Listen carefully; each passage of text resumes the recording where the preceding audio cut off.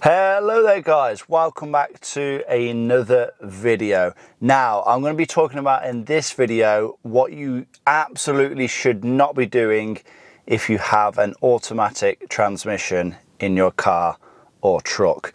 Before we get into things, give this video a thumbs up. It really does help me out. It shows your appreciation and it lets me know that you want to see more videos like this. Now let's get into it. So then, for some context, I'm just going to let you know that I am in my BMW 130i with the automatic transmission. But what I'm going to be talking about in this video is going to apply to any vehicle with an automatic transmission, whether or not it has paddle shifters or not. Everything in this video is going to apply to the automatic transmission. So the first thing that you should absolutely not be doing if you have an automatic transmission is flooring your accelerator when your engine is cold. Now, technically speaking, it's not your engine that is cold, it is your transmission that is cold. However, when you floor it, of course, your revs are going to increase, and that's going to put a lot of demand on the transmission. It's going to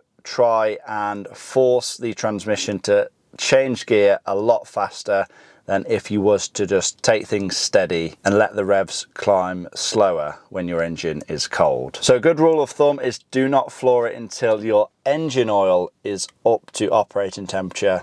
Not only will your engine thank you for this, but your transmission will as well. Now, some people say you have to wait a matter of minutes before driving your car until your transmission gets to up to operating temperature, until the fluid gets pumping around the transmission.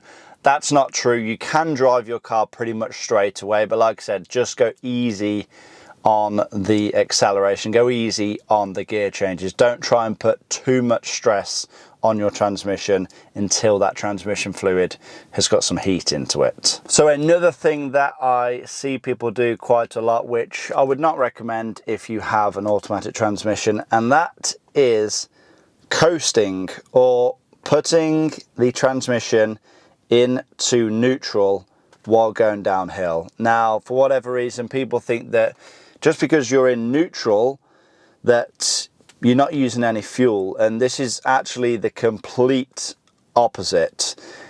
When you take your transmission out of gear, you are then no longer using the wheels to turn your engine. If you are rolling in neutral, your engine will then have to run, it'll have to inject fuel and run at idle. Whereas if you are in drive and you are just rolling, the rolling of the wheels will in turn actually keep your engine running. You won't have to have any fuel injected if you are using the momentum of your vehicle going down a hill. So if you see a hill, don't be tempted to put it into neutral. Just keep it into drive and let the vehicle roll. You're going to save fuel doing it that way. Now, the next thing that I wouldn't recommend, and it's something that I see a hell of a lot.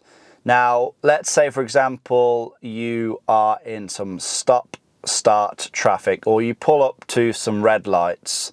Now, this is something that is just a pet hate of mine, and it is a bit of a debate whether or not it causes damage to your transmission or not.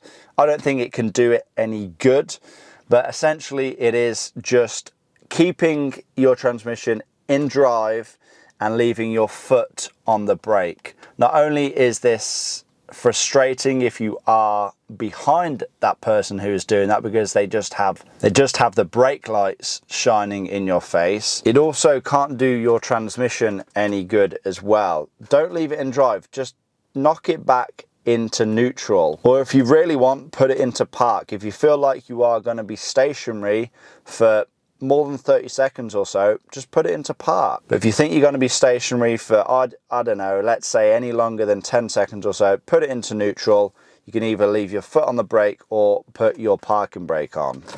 But don't just sit there forever and a day in drive with your foot on your brake. Now, another thing that you definitely should not be doing with your automatic transmission, this is something that I see again done a lot, and it is something that could actually damage your transmission. It is people putting their vehicle into park, especially on a hill, without engaging their parking brake first. Now what this does is forces your car to stop with the transmission. So inside of your transmission you will have a physical lever that activates when you are in park. Now you have to think, if you are on a hill and you have some momentum and you are rolling and then you jam it into park, you are forcing that lever to hold the entire weight of your car, essentially. So don't do that. Hold down the foot brake, put on your parking brake, let your parking brake catch you, and then put it into park. Don't do it the other way around. Now something else you shouldn't do when using your gear shifter is going from drive to reverse without stopping. Don't do that. Don't jam it into gear. This is something you shouldn't do even in a manual transmission vehicle, but you definitely shouldn't be doing it in an automatic. So you're in drive, come to a complete stop, go from neutral to reverse, then do your reversing, again fully stop, go from neutral to drive. If you don't, then you will for sure cause issues with your transmission. Now then, the final 2 points that I want to make, and this is regarding the transmission fluid itself. So the first one, and it should be pretty, you know, self-explanatory, don't ever let your transmission fluid run low. Now, why shouldn't you? I'll briefly explain. So if you let your transmission fluid run low, you actually run the risk of overheating your transmission. Now, I know, especially on modern vehicles, it can be very difficult to check the level of your transmission fluid. On older vehicles, you can just pull out a dipstick. You usually have to have the engine running, and then you'll pull out the dipstick. As long as it's between the minimum and the maximum, you're all good. On many modern vehicles, especially BMWs, typically with a ZF transmission, you have to check the level of the transmission fluid by getting underneath, running the engine, getting the transmission fluid between 30 and 50 degrees Celsius, and then you have to remove the fill plug. And if it is running out, if you have a slight drip of fluid out of that fill plug, then you are at the maximum. If no fluid runs out, then chances are you need to top up your fluid. However, there is really no reason why you should consume oil. You shouldn't burn oil or anything like that. The only way that you can really lose oil in a transmission is if you have a leak. So periodically do some checks, make sure you don't have any leaks, check all of the transmission cooler lines, check the transmission pan itself, make sure you don't have any kind of leaks, and you should be all good. And now the second thing regarding the transmission fluid is, should you service your transmission? Now, a lot of vehicle manufacturers will recommend you not to service the transmission. They will say that the fluid and the filter are lifetime items. Now, lifetime items in terms of, well, for a manufacturer, typically means around 100,000 miles. So if they get 100,000 miles out of that transmission, they've done their job. However, us as consumers, we want to get more than 100,000 miles out of our transmission. So if you want to get, you know, 200, 300, 400,000 miles out of your transmission, you need to service your transmission. You need to be swapping out that fluid and the filter.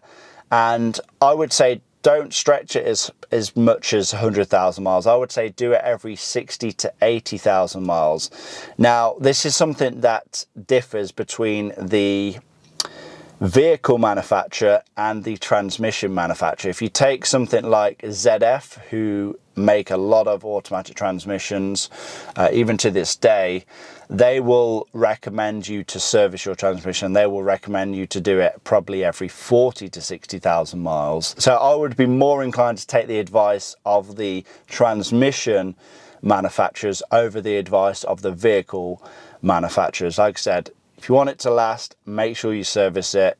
Obviously, do it properly. You know, there are certain procedures that you have to follow, but I've done a good few transmission services now and they've all gone successfully. So just take your time, obviously do your research, and use some good quality parts as well, and then you should be all good. But yeah, for sure, make sure you are servicing your transmissions if you want them to last. Okay then, so I hope this video has been helpful. Hopefully you now know how to look after your automatic transmission in your vehicle.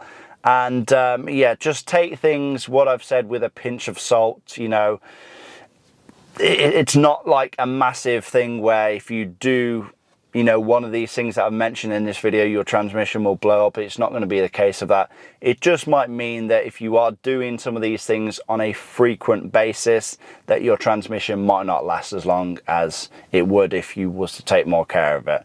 But like I said, on the last point, you know, regarding servicing your transmission, I would definitely recommend doing that for sure. But yeah, like I said, I want to thank you all for watching anyway. Give this video a like, leave a comment down below, subscribe if you have not already done so, and I will see you all in that next one.